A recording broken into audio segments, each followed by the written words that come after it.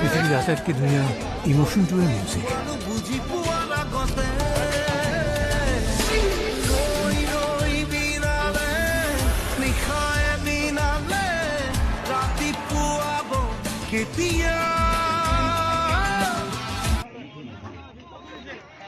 আপোনালোকে গাইজ গম পাইছে চাগে গানটো শুনি কিয় মানুহবোৰে লাইন পাতি আছে। এয়া হৈছে আমাৰ জুবিন দাৰ মানে 100টো মুভি আমাৰ ইয়াতে দেখুৱাইছে পৰ্দাত, আৰু তাকে আমি চাবলৈ গৈছিলোঁ। ৰাতি বহুত ঠাণ্ডা আছিল, কিন্তু জুবিন দাৰ চিনেমাখন চাব পাম বুলি ঠাণ্ডাটো ইমান অনুভৱ কৰা নাই। ভালে লাগিছিলে আৰু চিনেমাখন চাই। আৰু আপোনালোকে ভিডিঅ'টো শেষলৈকে চাব।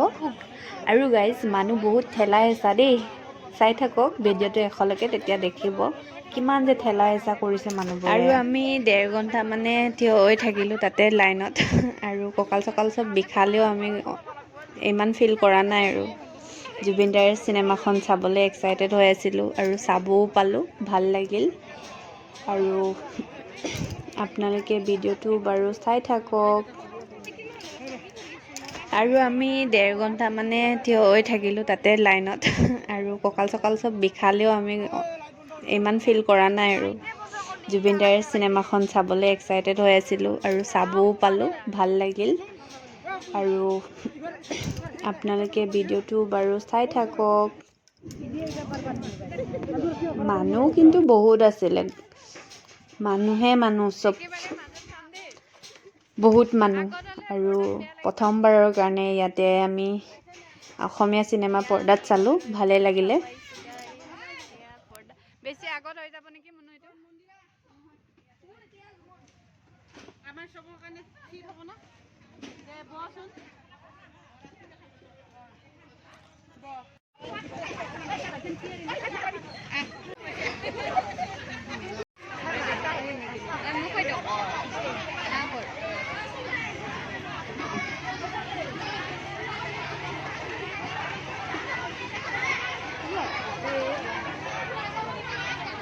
আটাইতকৈ ধুনীয়া ইমোশ্যনটোৱে মিউজিক।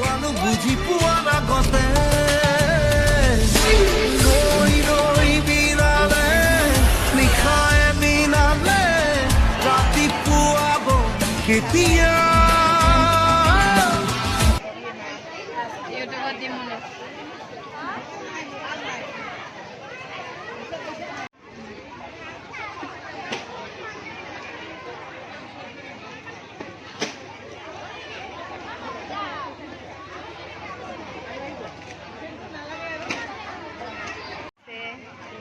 চোৱা আকৌ এইফালে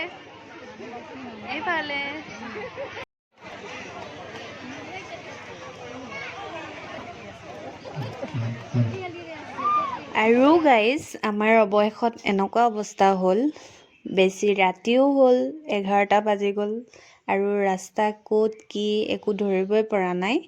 আমি এনেকৈ গৈ আছোঁ আৰু ঠাণ্ডাত, কিন্তু চিনেমাখন চাই মেলি চবেই পাতি গৈ আছোঁগৈ, আৰু এনেকুৱা দুখ লাগিছে আৰু কিছুমানৰ। হ'ব দিয়া, বাই বাই।